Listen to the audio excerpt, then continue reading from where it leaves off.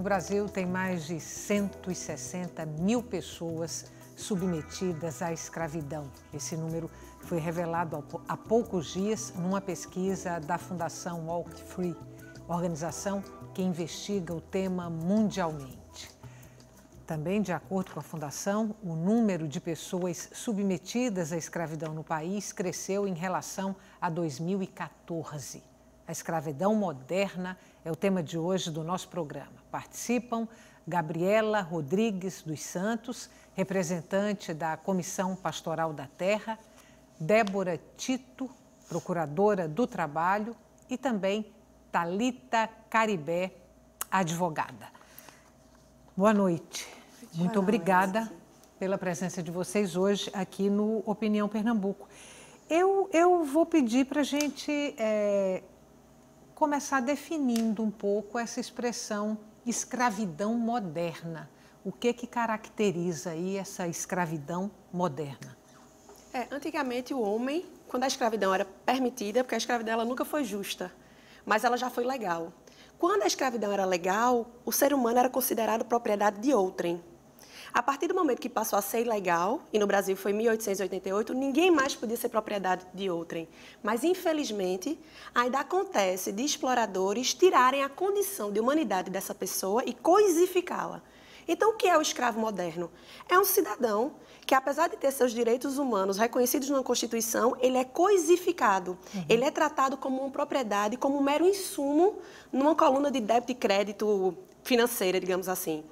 Eu gosto muito de explicar para as pessoas que o trabalho escravo moderno, ele não é uma maldade do empregador simplesmente. Então não vamos ficar pensando naquele livro de história do negro sendo açoitado no pelourinho, não. O escravo moderno, ele é muito vítima de um sistema econômico. Ele, na verdade, ele tá embrincado numa situação em que todo mundo está querendo baratear a mão de obra e barateiam tanto a mão de obra a ponto daquele cidadão ficar coisificado.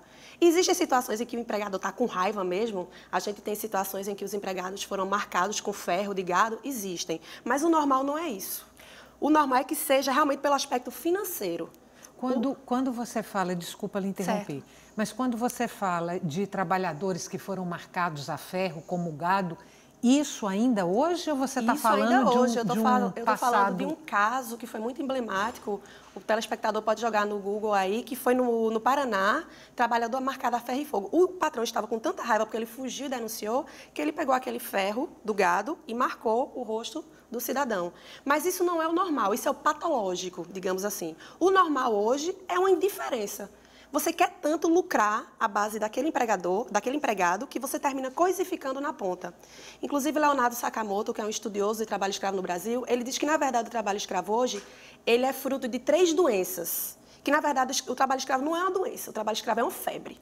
Quando a gente está com febre, a gente está doente de outra coisa. Então, o trabalho escravo, na verdade, é um sintoma, exatamente. O trabalho escravo é um sintoma da ganância, da pobreza e da impunidade. Onde tem ganância, vai ter alguém querendo ganhar até o fim. A impunidade é aquela sensação de que o empregador não vai ser realmente punido, nem criminalmente, nem financeiramente, que é o que a gente acredita nessa punição criminal. E ele também não vai ser, ele aproveita da existência de pessoas muito pobres que vão aceitar aquela situação.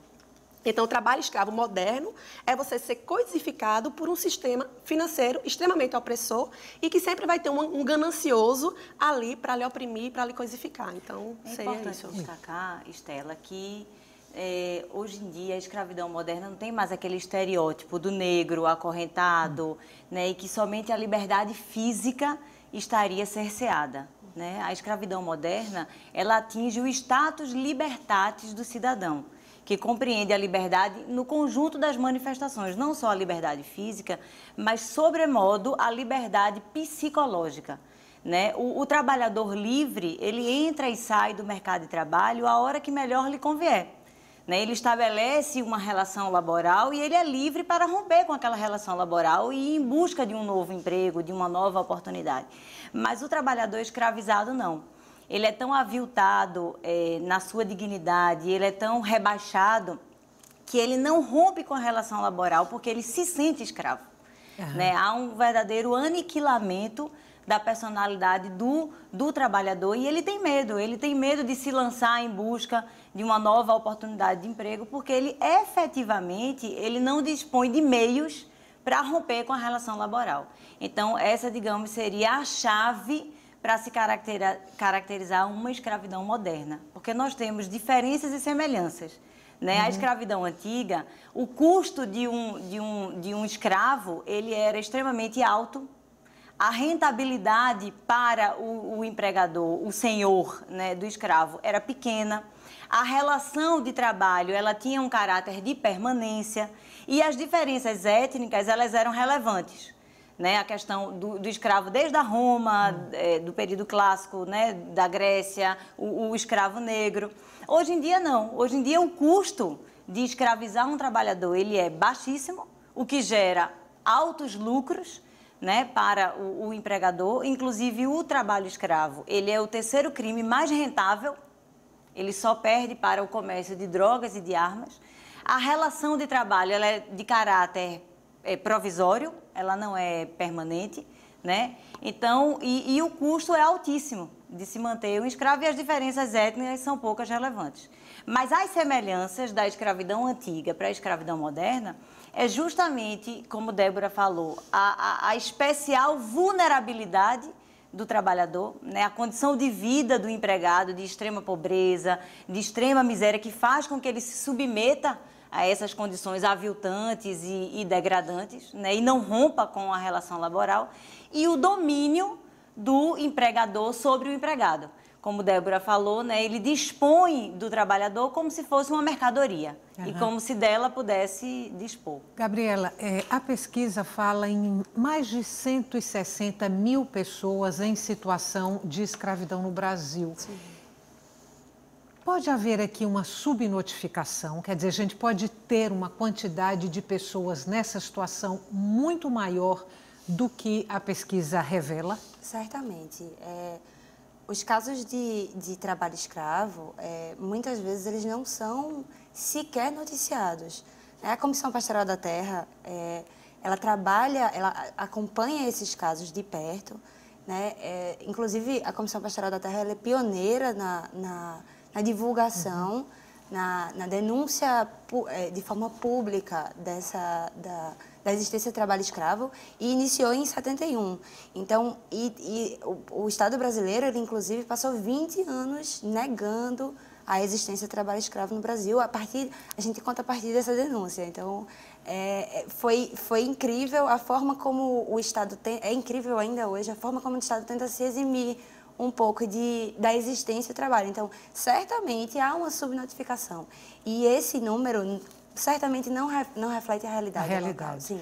Quando você fala em 1971, que a pastoral começou a trabalhar, a combater o trabalho escravo nessa data, é o mesmo momento do surgimento da Pastoral da Terra, ou a Pastoral da Terra surgiu antes e depois resolveu encampar essa questão?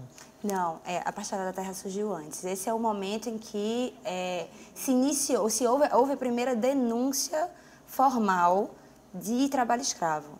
E aí, a partir daí... Feita pela pastoral. Feita pela pastoral. E somente cerca de 20 anos depois, meados de 1995, o Estado brasileiro começou a, de fato, se empenhar para iniciar uma política de combate ao trabalho escravo, né? E isso a partir de uma pressão forte que a Comissão Pastoral da Terra fazia junto à ONU, junto à OEA, junto à OIT, para que esses organismos internacionais pudessem pressionar o Estado brasileiro para que ele formalmente reconhecesse a existência de trabalho escravo no Brasil e que, de fato, implementassem políticas e outras formas de combate e de prevenção. Inclusive, foi a Comissão Pastoral da Terra quem realmente obrigou o governo brasileiro a começar a implementar políticas públicas. Porque o Brasil hoje é considerado um bom aluno no mundo. Então, quando você vê 160 mil trabalhadores no Brasil, na China não aparece, na Bolívia não aparece. Então, às vezes, o surgimento do dado é sinal de que tem gente aqui também trabalhando em nome dessa pauta. E foi a Comissão Pastoral, em 1995, que denunciou um caso chamado caso Zé Pereira, que foi um adolescente de 17 anos que foi assassinado no Pará. Exatamente. Então, a Comissão Pastoral da Terra provocou o Tribunal de Haia E por conta dessa denúncia da pastoral, viva os movimentos sociais, amém, os rebeldes da nossa vida, que por conta disso o governo, que é Fernando Henrique Cardoso, reconheceu que o Brasil tem trabalho escravo. Exato. E instituiu o seguro-desemprego especial. Então, muitas vezes, em consultores da ONU, consultores de fora do Brasil aqui, ficam impressionados. Quer dizer que o governo brasileiro admite que tem trabalho escravo e dá um seguro-desemprego, que é uma verba pública. Lógico que a gente tem muito a caminhar, mas graças aos movimentos sociais, a gente conseguiu que o Brasil reconhecesse. Então, a Bolívia não tem, falta reconhecer. A China não tem, falta reconhecer. Então, o Brasil está nesse caminhar de reconhecer. Vou fazer uma proposta para vocês, já que a gente falou aqui do trabalho da Pastoral da Terra e de quão importante esse trabalho foi e tem sido no combate a esse tipo de crime. A gente tem um trechinho aqui de um documentário que foi uma produção da Comissão Pastoral da Terra, é o documentário Aprisionados por Promessas, a escravidão contemporânea no campo brasileiro. A gente vê um pedacinho do documentário e depois a gente continua essa conversa.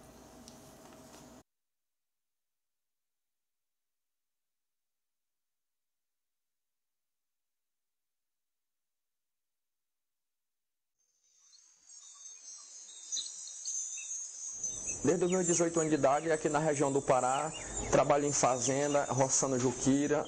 Eu estava lá perto de um posto quando chegou um cidadão para mim trabalhar na fazenda dele. Quando eu cheguei lá, não era roço, não era plantação de capim, ele me botou para trabalhar numa calvoeira, carregando uma história mais ou menos de 50, 60 quilos para jogar em cima do carro.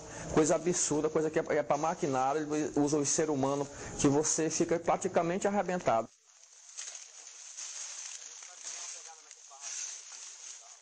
Aí eu passei 60 dias e aprontei 10 gaiolas. Meu dinheiro é R$1.000. Ele foi e me deu R$100. Aí eu falei para ele, moço, isso aí é serviço escravo. Ele falou para mim, disse, não, o que tu quer dizer com isso? Tu quer dizer que tu vai dar queixa? Direito de maranhense aqui é um tiro de uma espingarda calibre 36 que eu tenho lá no meu barraco. Aqui pode faltar feijão para o trabalhador, mas o cartucho para matar um aqui não falta.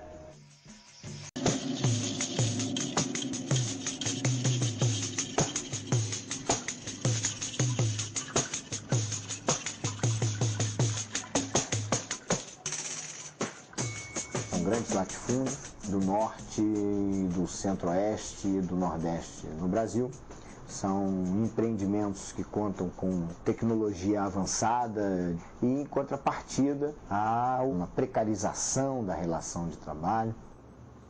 Os trabalhadores são mantidos em locais sem a menor estrutura, abandonados à sua própria sorte no meio do mato. Aí nós fomos para a fazenda, chegamos na fazenda, quando eu desci do carro ele já falou que eu estava devendo R$70 para ele. Agora de que eu não sei, entendeu? Isso aí é que eu quero saber. O barraco que tinha lá era um bem pequenininho. No lugar de caber 5, 6 pessoas, queria colocar 3, 14, 15, uma camada de rede por baixo e outras por cima. A água lá, do jeito que vem do rio, ele joga dentro de uma pipa velha enferrujada, aí chega lá, joga dentro de uma caixa interna que tem dentro do chão, cheio de sapo velho, troíra, tudo de quanto que não presta. E de lá mesmo, cheio de cabeça de prego, a cozinheira bota dentro de uma garrafa e daquele jeito nós temos que beber. Era dessa água que era feita, que tinha que banhar, cozinhar e beber. Empreendimento rural no Brasil não sobrevive sem financiamento público. E na medida em que o nome que vai para a lista suja, para o cadastro, ele deixa de receber financiamento por 2 anos, isso tem um impacto avassalador sobre a vida daquele fazendeiro. As mercadorias produzidas com mão de obra escrava são a pecuária, a soja, o algodão, a cana-de-açúcar, a madeira, o carvão vegetal para o aço. São produtos em que o Brasil produz em grande escala para exportação, pautado pela necessidade internacional nessas commodities, nessas matérias-primas. Os produtores, quando utilizam o trabalho escravo, eles estão atrás de lucro. É necessário arrancar o couro do trabalhador no meio do mato, porque dessa forma ele consegue competir internacionalmente. Bom, inacreditável, né? Agora, esse trecho do documentário que a gente viu, ele fala de uma situação de escravidão na zona rural, do Nordeste, do Norte do país. A pergunta que eu tenho para vocês agora é, se essa mesma situação a gente vê em outras regiões do país e se é uma situação também percebida nas zonas urbanas e não só nas zonas rurais. Quer começar? Também é percebida nas zonas urbanas, inclusive atualmente, pelos últimos informes divulgados, a incidência de trabalhadores submetidos à condição análoga a escravo tem sido encontrado muito mais nas zonas urbanas do que nas zonas rurais. E um dos estados onde mais se constata a escravidão contemporânea é em Minas Gerais, por incrível que pareça. E qual a explicação para isso? Por que Minas Gerais? Veja, não tem uma explicação, porque assim, o trabalho, a escravidão moderna, ela está em todas as regiões do país, né? Do sul no sudeste, ao norte, ao centro-oeste, talvez Minas Gerais pela extensão territorial do próprio estado. Né? Mas assim, não há um fator específico, até me surpreendeu o fato de ser Minas Gerais. Né? A gente tem até a impressão, né, Débora, de que via de regra seria o Maranhão, seria o Pará, seria o Goiás, Centro-Oeste. Grosso, mas os fluxos migratórios mudaram. Da notificação. Da notificação. Talvez lá haja uma maior fiscalização. Vou interromper vocês para chamar um intervalo. A gente, na volta, retoma a conversa desse ponto. Não saia daí, o nosso intervalo é curto. O tema de hoje do Opinião Pernambuco é a escravidão moderna no Brasil. A gente volta já.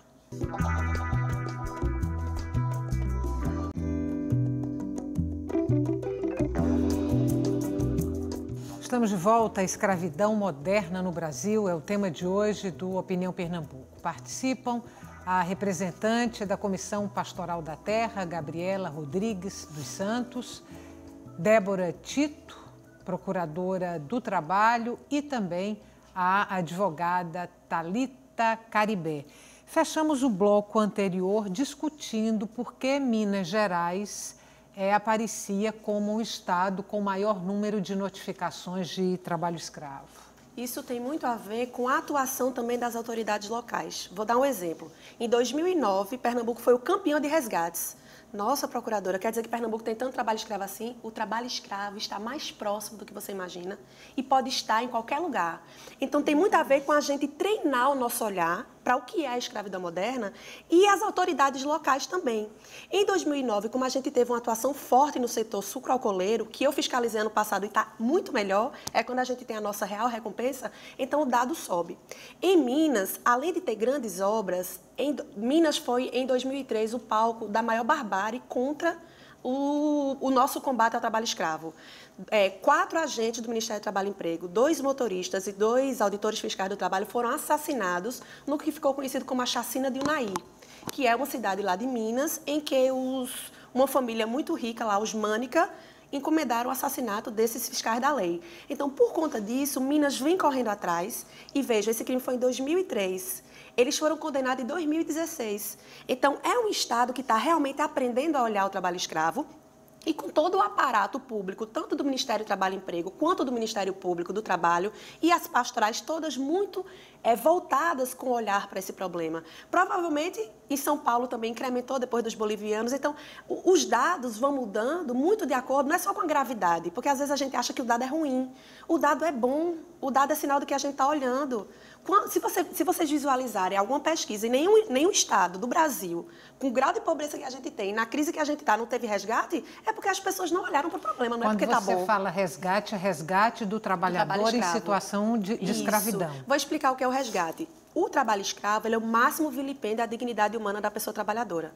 Então, se eu chego numa obra ou numa fazenda, e eu encontro falta de equipamento de proteção, falta de uma bota, ok. Mas se eu encontro falta de água, falta de salário, as pessoas, como naquele VT, trabalhando praticamente por comida, isso é trabalho escravo. Quando esse trabalho é escravo, eu não tenho como dar decência para esse trabalho. Quando é só uma irregularidade qualquer, eu posso chegar para a empresa, regularize, ajeita o que eu estou vendo aqui. Quando é trabalho escravo, não. O emprego está tão indigno, o emprego é de tal grau indecente que eu tenho que resgatar esse cidadão. Eu tenho que acabar com aquilo. Então, ele é resgatado e é concedido para ele o seguro-desemprego e as verbas rescisórias. Essa empresa pode, no futuro, voltar a empregar? Pode. Depois que ele sair de um cadastro, depois que ele comprovar com novas fiscalizações que ele não tem mais aquela situação. Porque, veja, eu não estou falando de qualquer coisa. Às vezes a população chega... eu estou trabalhando em muitas horas extras, é trabalho escravo. Não. Não vamos banalizar o conceito de trabalho escravo. Foi muito bom, Senão Débora. a gente vai arrefecer, vai piorar uma situação grave. Não é qualquer coisa que é trabalho escravo. Para ser trabalho escravo tem que ser uma coisa realmente grave. Tanto porque é crime, tanto pelo fato da gente ter que resgatar essa pessoa. Então, gente, não é qualquer coisa que é trabalho escravo. A gente não pode ver trabalho escravo e dizer que não é, mas também não pode dizer que qualquer coisa é, né? Resumidamente, é um trabalho que atenta contra a dignidade humana. Isso. Sim. Foi importante, Débora, tocar nesse assunto, Estela, porque o Ministério Público do Trabalho e a Força Tarefa, o DETRAE, que é uma ação conjunta no combate ao trabalho escravo aqui no Brasil, eles vêm mostrando bom senso nessas fiscalizações. Muitas vezes a Força Tarefa e Débora, à frente do Ministério, né, do Trabalho, constata irregularidades trabalhistas, constata até um cenário precário, não é, Débora, de condições laborais, mas entende que aquilo não é trabalho escravo. E aí não resgata o trabalhador. Arbitra uma série de autos de infrações trabalhistas, que é o correto, né? Quer dizer, a empresa está sendo sancionada, a empresa vai ter que pagar multas pesadas, mas aquilo não é trabalho escravo, não há o resgate do trabalhador. Mas o que tem acontecido? Muitas vezes eles arbitram o auto de infração, não resgatam, não constatam a existência de trabalho escravo, mas o Ministério Público Federal tem uma interpretação diferente, muito em virtude da abrangência do tipo penal, e vem denunciando nesses casos em que a autoridade competente, que é o Ministério Público do Trabalho, é o auditor do trabalho, para constatar a existência de trabalho escravo e resgatar o trabalhador, mesmo eles não constatando, o Ministério Público vem denunciando por crime de trabalho escravo. Então, até me surpreende esse dado que foi falado no início, né, do programa, de 168 mil trabalhadores, mais de 160 mil trabalhadores submetidos à escravidão moderna aqui no Brasil. O que é que vem acontecendo? De 20 anos para cá, nós tivemos 50 mil trabalhadores resgatados da condição de trabalho análogo a escravo. Desses 50 mil trabalhadores, 40 mil foram resgatados nos últimos 10 anos. Ou seja, 80% dos resgates dos trabalhadores nos últimos 20 anos foi efetivado nos últimos 10 anos, justamente quando nós tivemos a mudança da legislação. Quando o tipo penal passou a contemplar as condições degradantes e exaustivas, deixando o tipo penal abrangente na caracterização do que é um trabalho escravo. E, a partir daí, a gente vem vendo a ocorrência de deturpações mesmo quanto a esse crime de escravidão moderna. Gabriela, eu queria que você dissesse para a gente como é que a Pastoral da Terra atua exatamente nessa questão. Normalmente, a Comissão Pastoral da Terra recebe denúncias, né? Nós trabalhamos com os povos do campo, e aí recebemos denúncias e normalmente o que acontece essa denúncia chega por várias vias telefônicas, por exemplo. Nós vamos até o local, averiguamos no local, e aí existe todo um suporte que é dado a essas pessoas que estavam nessa situação degradante. A gente faz a denúncia ao Ministério Público e pressiona o Ministério Público para que ele vá lá fazer a fiscalização efetivamente, porque ainda tem esse problema enorme, que é o Ministério Público não tem pernas para acompanhar todas as denúncias que nós fizemos e que nós fazemos comumente. Então, nós fazemos a denúncia e amparamos essas pessoas. Ou seja... Que tipo de amparo? Nós buscamos prestar bastante atenção à situação dessas pessoas. Por exemplo, eles se enquadram em alguma política pública de acesso à escola, de acesso a alguma renda complementar, de que forma essas pessoas podem sair dessa situação degradante. Normalmente é essa linha de pensamento que a gente tem. E aí, paralelamente a isso, nós pressionamos o Estado, na forma, normalmente, do Ministério Público do Trabalho e do Ministério do Trabalho como um todo, para que haja a fiscalização e para que essa fiscalização leve efetivamente a uma posterior condenação, que já não cabe ao MPT, mas para que os elementos, né, fáticos ali sejam todos coletados na fiscalização, para que uma denúncia e a abertura de um processo ele seja feito com provas mais robustas, né? E ainda assim, infelizmente, o que nós temos visto na prática é uma dificuldade, Porque, te dando um exemplo, quando nós fazemos denúncias ao Ministério Público, ao Ministério do Trabalho, enfim, de forma genérica, é comum que eles retornem, às vezes meses depois, com um ofício questionando informações sobre o empregador que vem cometendo esse crime. Então, por exemplo, qual é o CNPJ desse empregador? Nem sempre é uma coisa fácil de se conseguir. Então, tudo isso burocratiza. Às vezes, o empregador ele percebe a situação e desvia e modifica a situação lá na ponta. Então, dificulta a fiscalização. Toda essa morosidade do Ministério do Trabalho, ele tem dificultado muito. E aí, perpassa... Além disso, muitas vezes a fiscalização ela é bem feita, ela tem provas cabais, é feito o resgate dos trabalhadores. E ainda assim, mais à frente, há um entendimento muito conservador, que a gente percebe muito no judiciário, de que por ser esse tipo aberto, né, Thalita, eles acham que essa banalização está acontecendo a todo momento. Então, a gente tem casos, por exemplo, a gente acompanha um caso muito emblemático, que é o caso de um engenho chamado Contrasude, que fica, inclusive, aqui na região metropolitana do Recife, Moreno.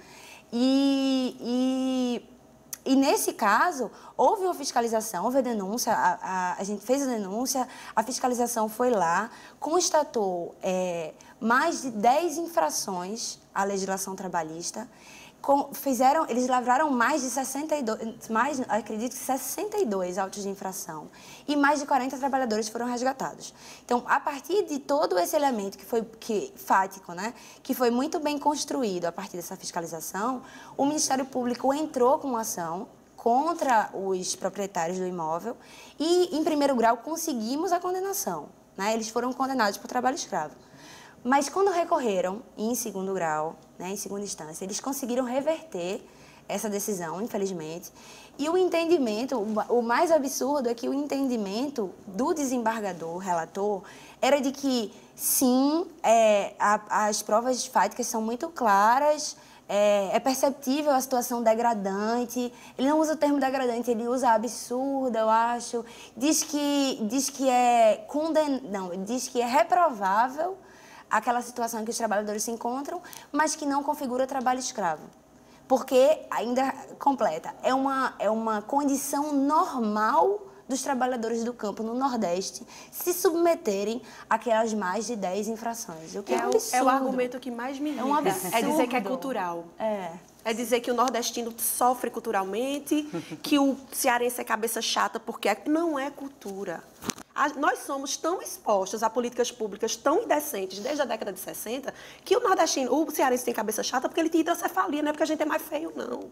Então, assim, a Constituição ela não diz que a pessoa tem direito a ser pobre ou rica. A Constituição diz que você tem direito a lazer, a cultura, a moradia. Então, não é porque é nordestino que você está acostumado com degradância, porque a gente é mais sofrido, a gente está acostumado com degradância. Não, o salário mínimo é o mesmo no país todo. Então, é o tipo de argumento que mais me irrita. E não é porque é o povo do campo que está acostumado com esse tipo de... Vamos assistir mais um trechinho do documentário que foi produzido pela Pastoral da Terra e a gente retoma a discussão. Por favor. Nós temos um ponto de grande impasse, que é a aprovação de uma emenda constitucional que estabelece o confisco, né, das terras onde for constatado o trabalho escravo. Nós temos uma resistência da bancada ruralista. Na verdade, eles estão tornando mais evidente, mais relevante o direito à propriedade do que o direito da dignidade da pessoa humana. Lidar com o trabalho escravo significa lidar com uma cultura patronal de 500 anos no Brasil. Até hoje eles lidam com o trabalhador como algo descartável, como um objeto, um mero insumo no processo produtivo e não como sujeitos de direito. Meu sonho é de arrumar um pedaço de terra. Meu objetivo não é ficar trabalhando de fazenda em fazenda, porque já estou com 34 anos e minha sociedade vai se esgotando, né? Meu maior sonho era que o Júlio arrumasse um emprego mesmo por aqui, um serviço. Porque para ele não sair mais. O meu sonho é de eu não sair de casa, viver em casa, livre com minha família, igual vivo. Tô com os filhos. A gente sente muito de sair de casa e deixar a família, deixar a família a gente sofrendo.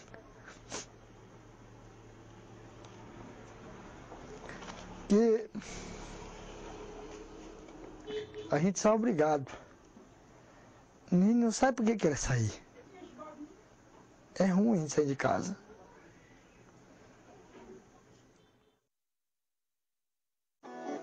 Peço a atenção da pobreza que precisa trabalhar. Quando alguém lhe oferecer vantagens para melhorar, tenha cuidado de sempre, é para lhe escravizar. Você precisa qualificar ou requalificar a mão de obra.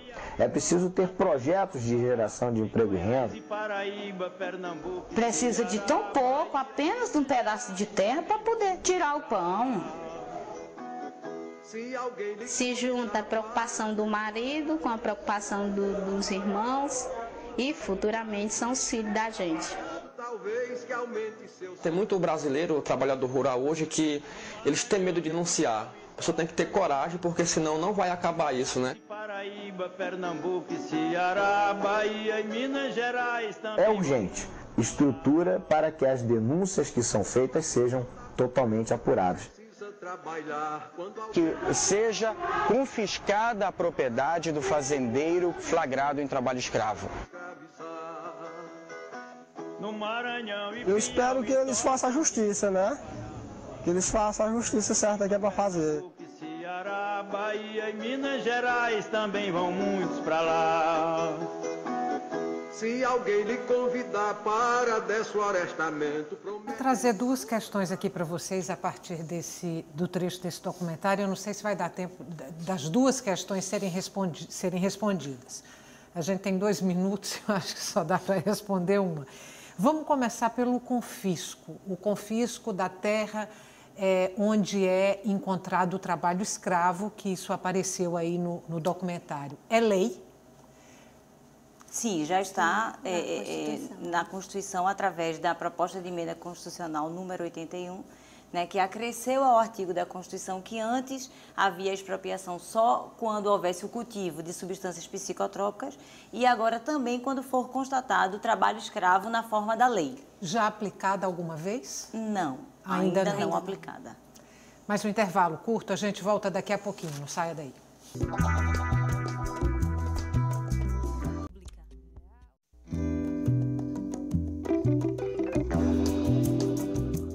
Estamos de volta para o terceiro e último bloco do Opinião Pernambuco. O programa de hoje discute uma grave e triste realidade brasileira, o trabalho escravo. São mais de 160 mil pessoas submetidas à escravidão em nosso país. Participam Gabriela Rodrigues dos Santos, representante da Comissão Pastoral da Terra, também Débora Tito, procuradora do Trabalho, e a advogada Thalita Caribé. Thalita, no bloco anterior você questionou, assim, foi um questionamento que passou, a gente não se deteve nele, mas você questionou os números dessa pesquisa, como se esses números refletissem um conceito de trabalho escravo, digamos, mais elástico.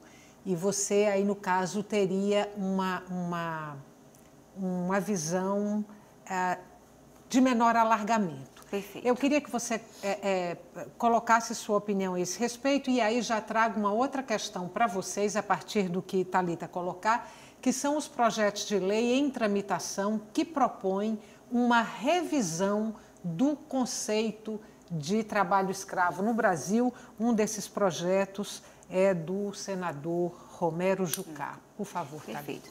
Estela, quando esse crime foi previsto no nosso Código Penal, em 1940, a redação era submeter alguém à condição análoga de escravo.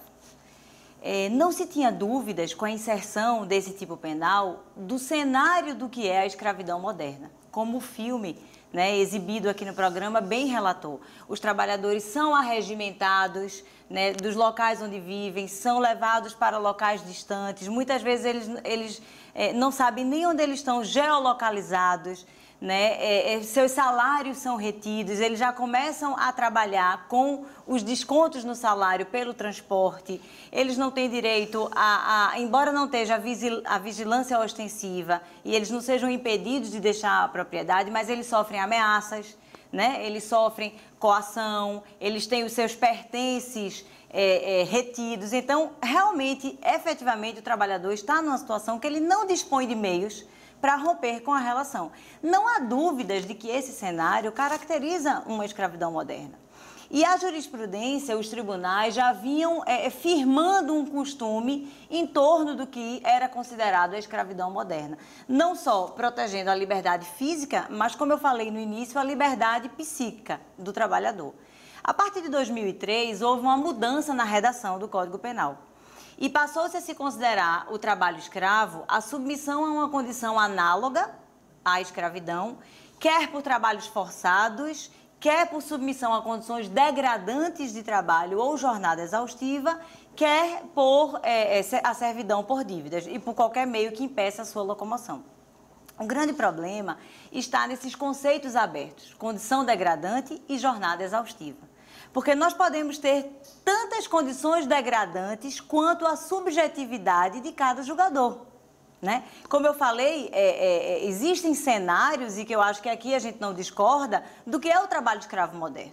Mas nós temos autuações, por exemplo, aqui no estado de Pernambuco, em que um consórcio de empresas do ramo da construção civil foi autuado por crime de trabalho escravo, porque no período de um mês submeteu os trabalhadores a uma jornada de trabalho de 12 horas por dia.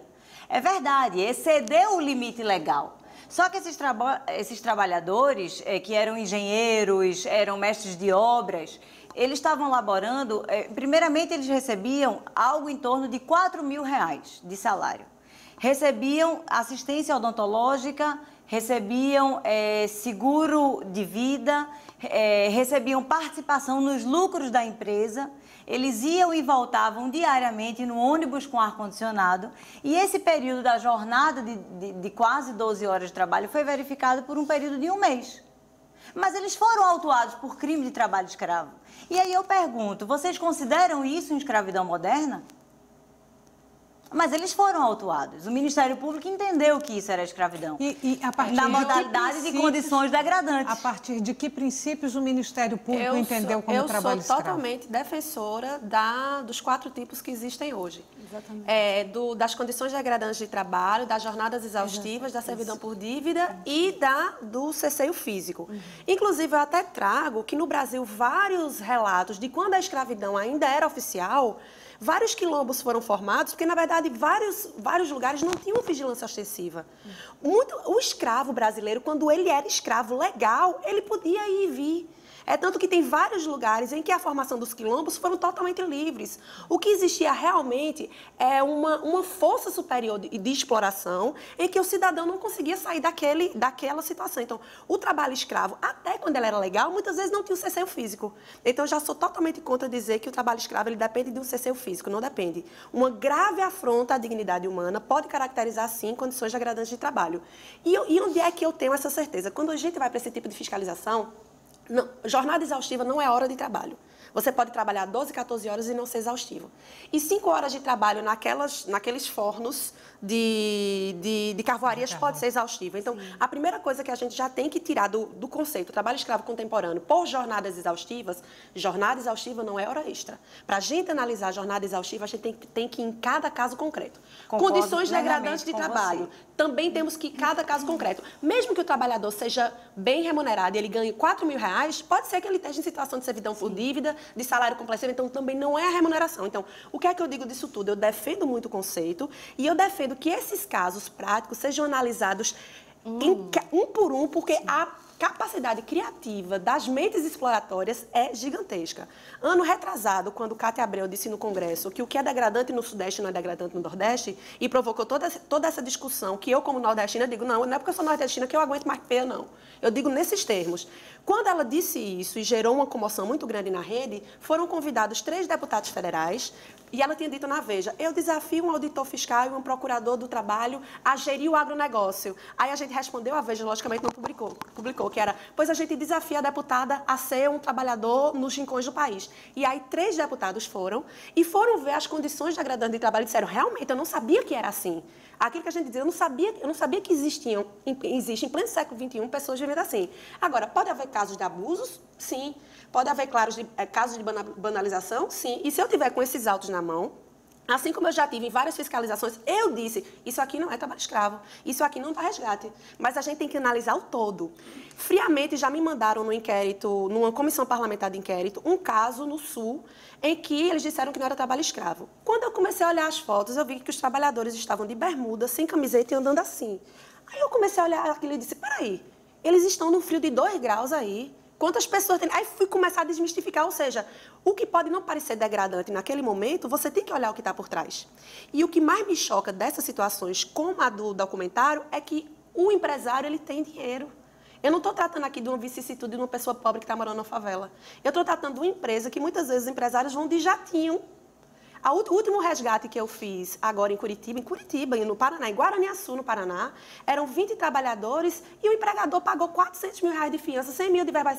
Era mais barato construir um banheiro para essas pessoas? Então, muitas vezes, há uma indiferença generalizada para esse modo de produção. Então, eu acho que o Brasil é reconhecido internacionalmente com essa alteração legislativa. Fico querendo ver esses casos em que há abusos, porque, infelizmente, para mim, um abuso desse é a exceção que confirma a regra de que era necessária a mudança da legislação. E a OIT nos reconhece como um grande aluno nessa legislação. Deixa eu trazer uma outra questão para vocês. Eu não queria terminar o programa sem trazer essa questão. Eu vou começar por você, Gabriela. É a questão da terceirização. A minha pergunta é, até que ponto a gente pode considerar que a terceirização precariza o trabalho e até que ponto a precarização do trabalho leva o trabalhador ou pode facilitar o trabalhador ser levado a uma condição análoga à escravidão? Eu acredito, Estela, que a terceirização, nos moldes em que ela é empregada no Brasil hoje, sim, ela contribui muito para a existência do trabalho escravo.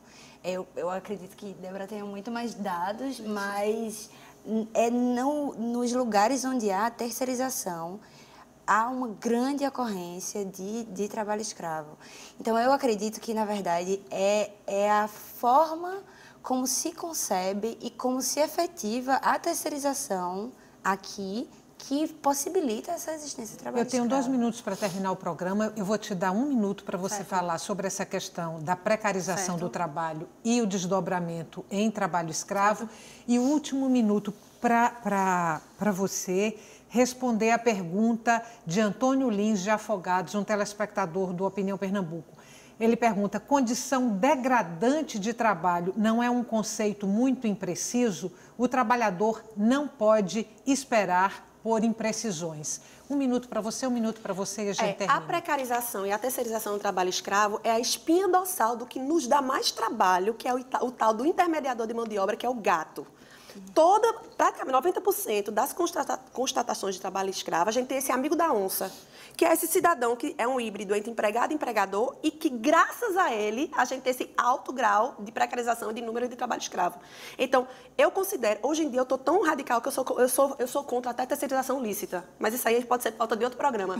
Então, realmente, no trabalho escravo moderno, essa figura do intermediador, que é essa figura da terceirização, ao meu ver, completamente ilícita, ela é a coluna dorsal que nos dá mais trabalho, que é a figura do gato. Imprecisão no conceito de... Eu concordo com o telespectador. A condição degradante é um conceito extremamente subjetivo e amplo, que depende da visão de mundo do julgador, depende do conceito dele do que é ou não degradante.